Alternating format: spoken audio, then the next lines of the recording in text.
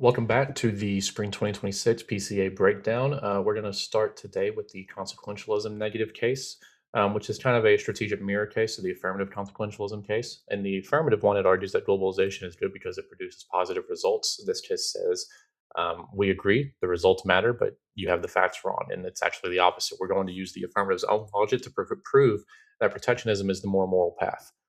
So let's start by looking at the framework here. So the value is morality, and the criterion is consequentialism. We've kind of gone with these before, so we use the same heavy hitter as the affirmative, the Harris 10 evidence, which argues that morality is about the well-being of conscious creatures. If an economic policy causes unemployment, debt, poverty, it is a scientific fact that the policy is then immoral.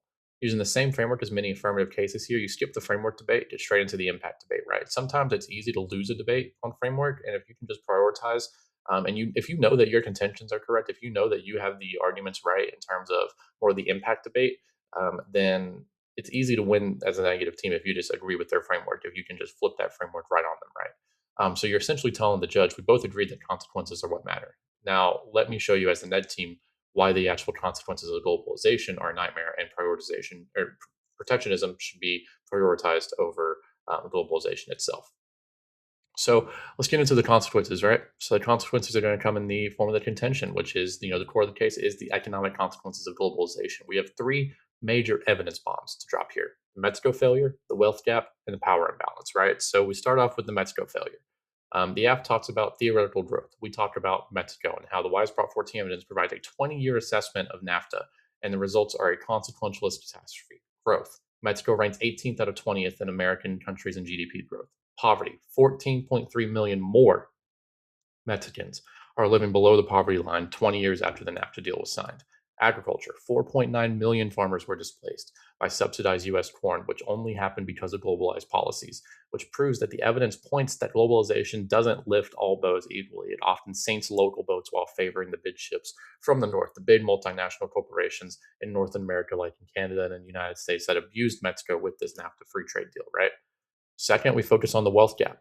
So we look at the internal consequences of globalization. The Call 24 evidence points out that since 1990, the income gap between the rich and the poor has widened precisely because of globalization. It allows for multinational corporations to maximize profit by exploiting low wage sectors. It leads to welfare inequality, where a few elite investors get rich while the average worker's well being erodes or completely collapses.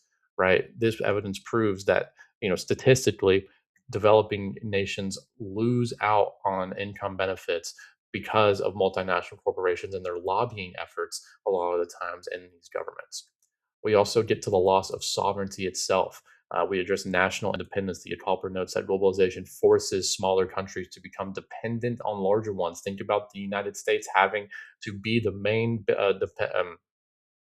provider of food in Mexico because of how globalization, NAFTA, allowed for the United States companies and multinational corporations to go in there and basically replace localized farming with U.S. subsidized corn, which has forced Mexico to become dependent on imports for food rather than its massive farming land because free trade prevented that from happening. And protectionism is something that would be able to provide resilience and protection against those things by developing those farmers before opening it up to integration, right?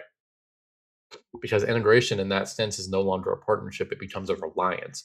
And when a developing nation gives up its protectionism, they give up their ability to control their own energy needs and their own market expansion, which is why globalization is a disaster for developing nations. And protectionism can help solve a lot of these consequences because it acts as a more stabilizing force, right? So let's focus on the solvency of protectionism.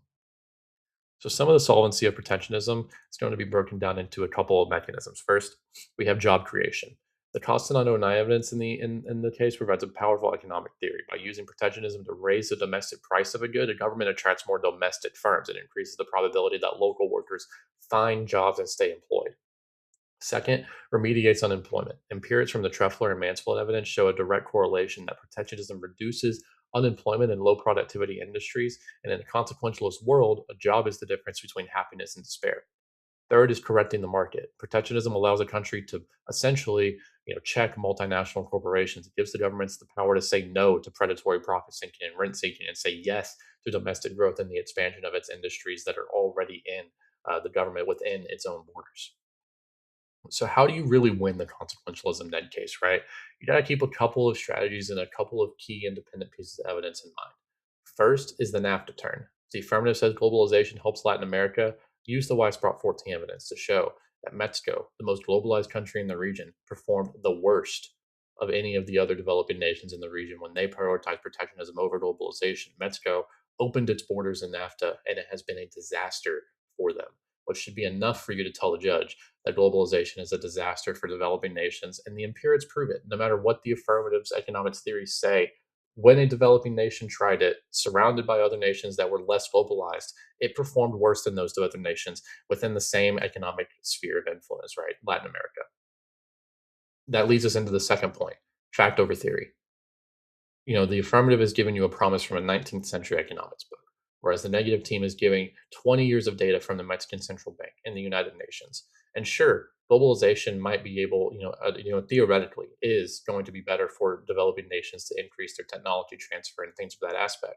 But you have to think about how it affects the actual people of that country and not just the GDP of that country, right? And think about how the local people are supposed to build up their own businesses instead of just opening up themselves to exploitation by multinational corporations, which is what happened in Mexico, right? Farmers lost, were displaced, 4.9 million farmers displaced that, because the United States is buying up their land and using it to subsidize further corn, kicking those local farmers out. What do? They turn to things like cartels, they turn to things like immigration, organized crime as a way to you know, earn money, which causes problems, causes further reliance, causes the United States to have tense relations with Mexico.